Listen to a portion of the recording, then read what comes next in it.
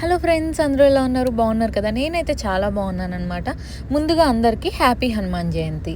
ఈరోజైతే హనుమాన్ జయంతి కదా, సో పొద్దున్నే నిద్ర లేచి ప్రసాదాలు చేసి పూజ అయితే నేను చేశాను. సో ప్రసాదంగా నేను మామిడికాయ పులిహోర అయితే చేశాను అండ్ సేమియా పాయసం చేశానండి. నేనైతే ఈ మ్యాంగో పులిహోర ఎలా చేశానో మీకు కూడా చూపిస్తాను ఈ వీడియోలో. నిద్ర లేవడంతోనే రెడీ అయ్యి వచ్చేసి దేవుడి పాటలు అయితే పెట్టేశాను. సో ఈ సాంగ్తో నా డే అయితే స్టార్ట్ అయింది. హనుమాన్ సాంగ్స్ వింటుంటే ఎంత ప్రశాంతంగా ఉంటుందో. సో నేనైతే మామిడికాయ పులిహోర కోసం ప్రిపరేషన్ అయితే స్టార్ట్ చేశాను. ముందుగా మామిడికాయని తీసుకొని తురుముగా అయితే పట్టేశాను అనమాట.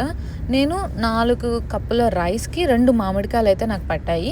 ఇంకో పక్కన సేమియా పాయసం కూడా చేసేసాను, అయిపోయింది. ఇంకా నెక్స్ట్ దేవుడి వస్తువులు కూడా క్లీన్ చేయాలి కదా, సో అన్నీ క్లీన్ చేసి దేవుడికి కూడా పూజకు అన్నీ రెడీ చేసి పెట్టాను. పులిహోర కోసం అని చెప్పి పచ్చిమిర్చి కట్ చేశాను. మా ఇంట్లో కరివేపాకు లేదనమాట, సో నేను స్కిప్ చేసేసాను. మీరైతే యాడ్ చేసుకోండి అది కూడా. మామిడికాయ తురిమింది ఉంది కదా, మొత్తం రైస్లో అయితే కలిపేసి సాల్ట్ కూడా యాడ్ చేశాను. తర్వాత పోపు కూడా పెట్టేశాను అనమాట. మొత్తం చిల్లీస్ కూడా యాడ్ చేసి మొత్తం కలిపేసి పోపు అయిన తర్వాత పులిహోర అయితే కలిపేశాను. ఇలా నా మామిడికాయ పులిహోర అయిపోయింది.